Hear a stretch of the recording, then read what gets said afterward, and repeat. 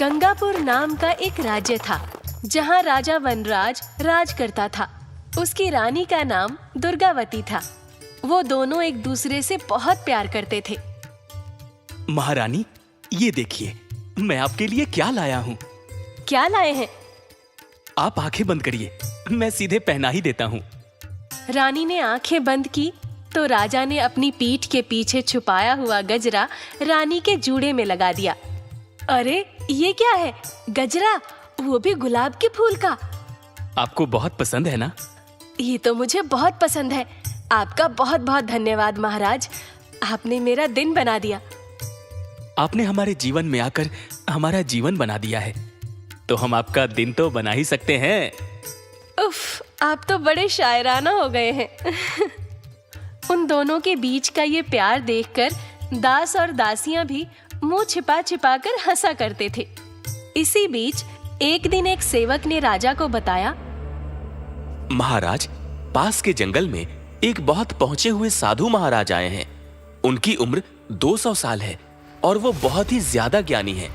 आपकी इच्छा हो तो आप उनसे जाकर मिल सकते हैं। अच्छा, ऐसा है? चलिए ना महाराज, हो सकता है वो ही बता दें कि हमारी गोद कब भरेगी। ठीक है, चलिए। राजा वनराज और रानी दुर्गावती दोनों अपने काफिले के साथ साधु के पास पहुंचे। आपके चरणों में हमारा कोटि कोटि नमन। बताइए महाराज, मेरे भाग्य में क्या लिखा है? साधु राजा का हाथ देखकर हैरान हो गए और बोले, तुम्हारी मौत बहुत करीब है। क्या? हाँ, और साथ ही कुछ अजीब भी नजर आ रहा है, लेकिन स्पष्ट नहीं है। क्या अजीब है बाबा? ये तो मैं भी नहीं देख पा रहा हूँ, पर हाँ, ये कह सकता हूँ कि तुम्हारी मौत करीब है और उसके साथ ही बहुत उथल पुथल होने वाली है। साधु बाबा की भविष्यवाणी सुनकर दोनों के पैरों तले जमीन खिसक गई। वो दोनों चुपचाप अपने महल वापस लौट गए। पूरे रास्ते कोई भी एक शब्द नहीं बोला। फिर दोनों ने अपने कक्ष में जाकर बातचीत शुरू की। महाराज, साधु बाबा ने जो कहा वो सच होगा। आपकी मौत करीब है। मैं ये सहन नहीं कर पाऊंगी। महारानी, होनी को कोई नहीं टाल सकता। अगर मेरी मृत्यु निश्चित है तो घबराने से कुछ नहीं बदलेगा। पर आपने हमेशा मेरा ख्याल रखा है। आपके बिना मैं कैसे जी पाऊंगी? अगर हमारी चिंता करोगी तो मुझे शांति कैसे मिलेगी? तुम्हें हिम्मत रखनी होगी। रानी की चिंता और आंसुओं के बीच राजा ने एक बड़ा निर्णय लिया। उसने तय किया कि अगर मृत्यु निकट है तो उसे अपने अधूरे कार्य पूरे करने चाहिए। महारानी, मैं सोच रहा हूँ कि जो समय बचा है उसे प्रजा की सेवा में लगाऊं। महाराज, ये तो आपका धर्म है, लेकिन मैं आपके बिना। तुम मजबूत हो दुर्गावती। अगर मेरे साथ कुछ भी होता है तो मेरी प्रजा का ध्यान रखना। ये मेरा आखिरी निवेदन है। इसके बाद राजा वनराज ने अपने दिन रात राजकाज में लगाने शुरू कर दिए। वो प्रजा के लिए नए कानून बनाते, उनके लिए अन्न वितरण करवाते और हर सुबह दरबार में सबकी समस्याएं सुनते।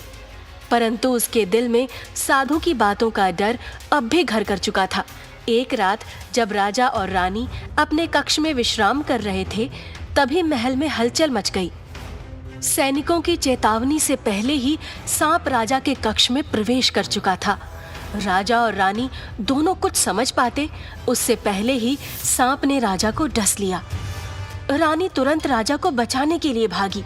उसने सांप को भगाने की कोशिश की, लेकिन सांप फुफकार मारता हुआ वहां से निकल गया। राजा की आंखें धीरे धीरे बंद होने लगी।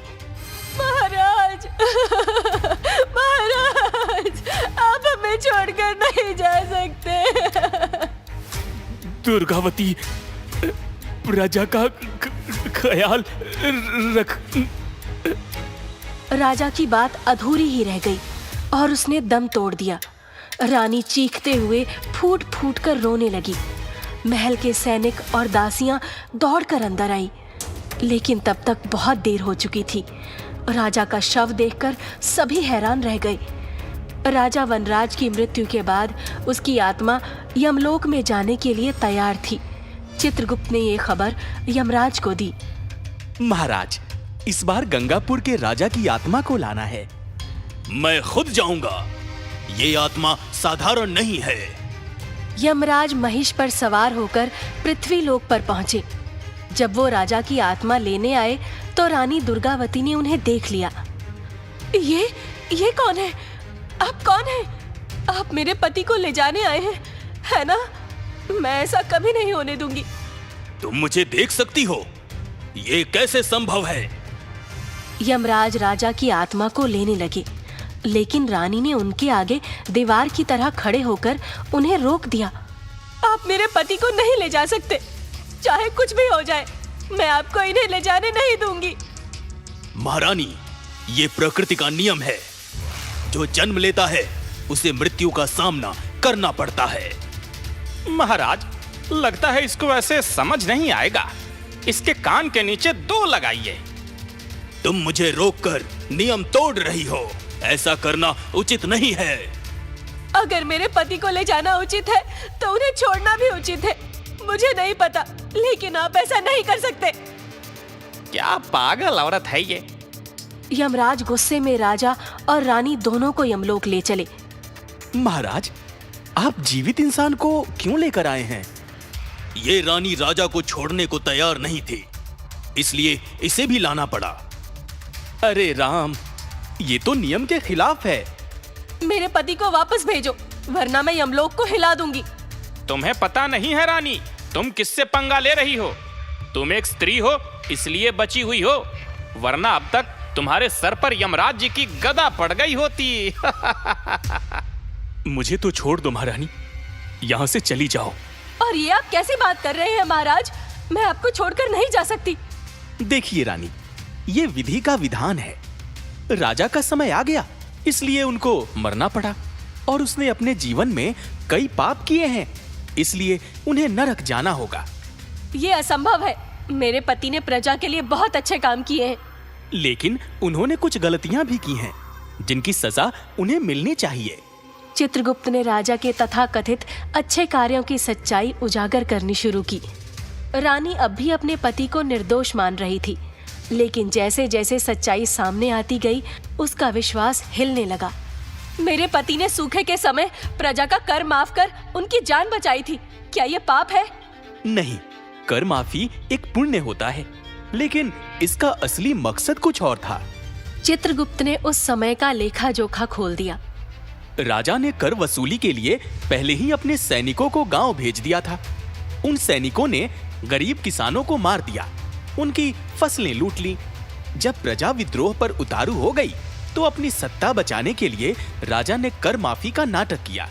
यह सच नहीं हो सकता। जो किसान कर चुका नहीं पाए, उनकी जमीनें और फसलें जब्त कर ली गई। ये राहत नहीं, खूनी खेल था। रानी को राजा के मंदिर निर्माण पर गर्व था। उसने इसे राजा की भक्ति का प्रतीक बताया। महाराज ने एक भव्य मंदिर बनवाया था। यह उनके धर्म और प्रजा के प्रति प्रेम का प्रतीक है। इस पर आप क्या कहेंगे? उस मंदिर के निर्माण में गरीब किसानों का विनाश हुआ। चित्रगुप्त ने बताया कि कैसे सैकड़ों किसानों की जमीन छीनकर उनकी फसलें नष्ट कर दी गई। मजदूरों को दिन रात काम करने पर मजबूर किया गया।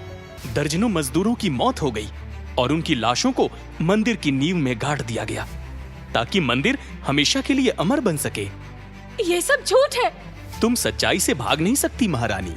रानी को राजा की दयालुता का एक और उदाहरण युद्ध के बाद दुश्मनों को माफ करना लगता था।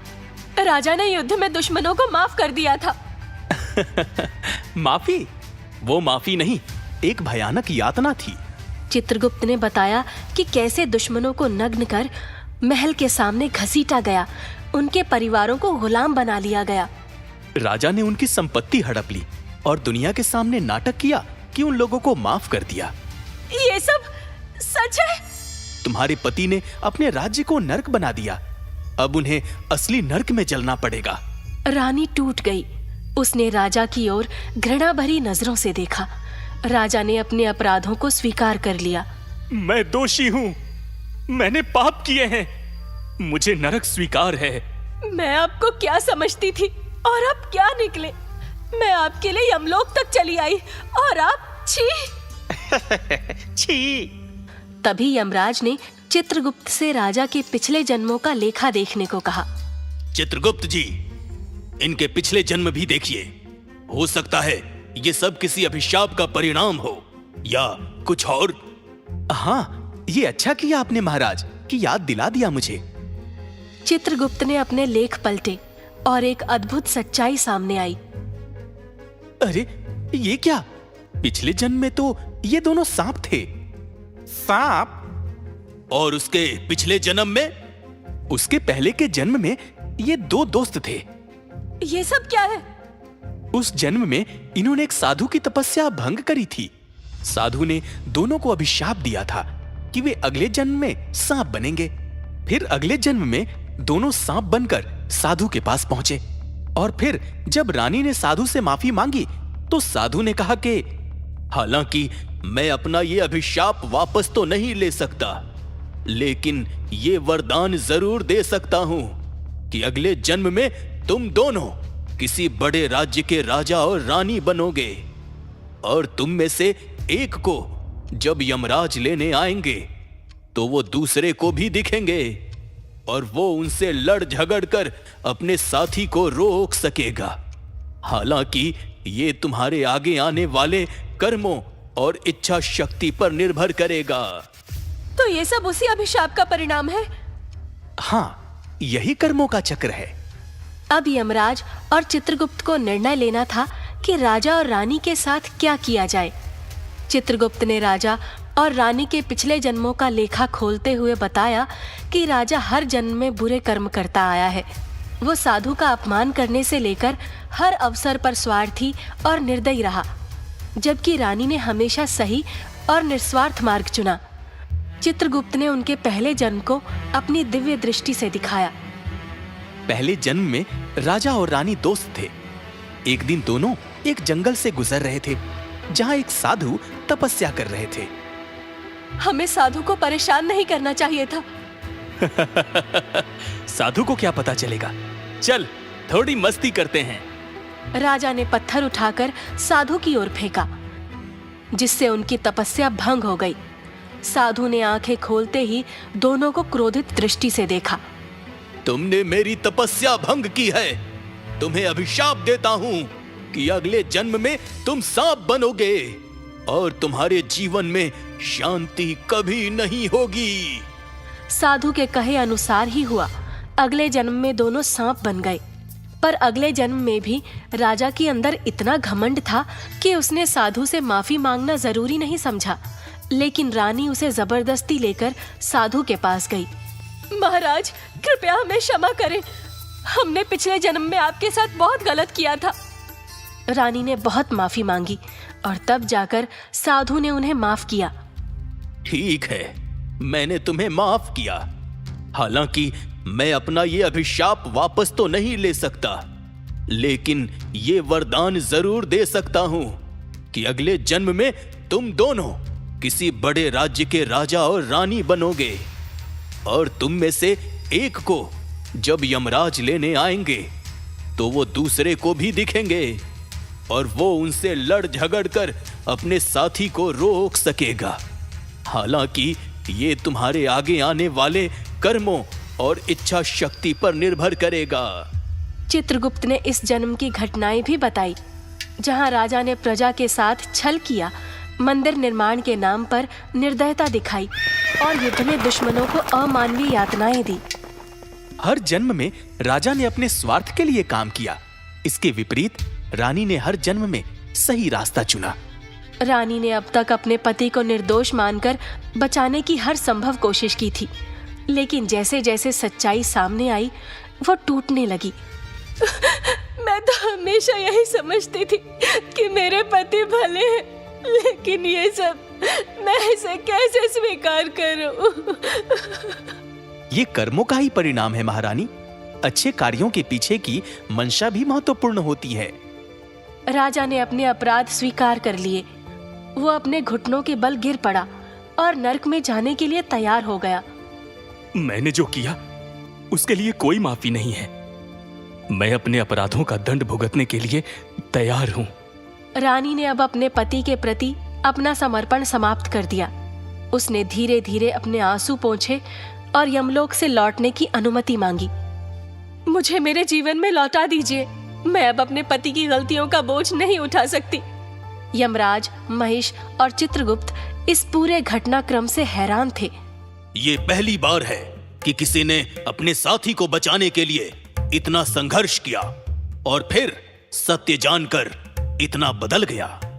रानी अपने जीवन में लौट गई और राजा अपने अपराधों की सजा भुगतने के लिए नर्क चला गया। यमलोक में एक गहरा मौन छा गया।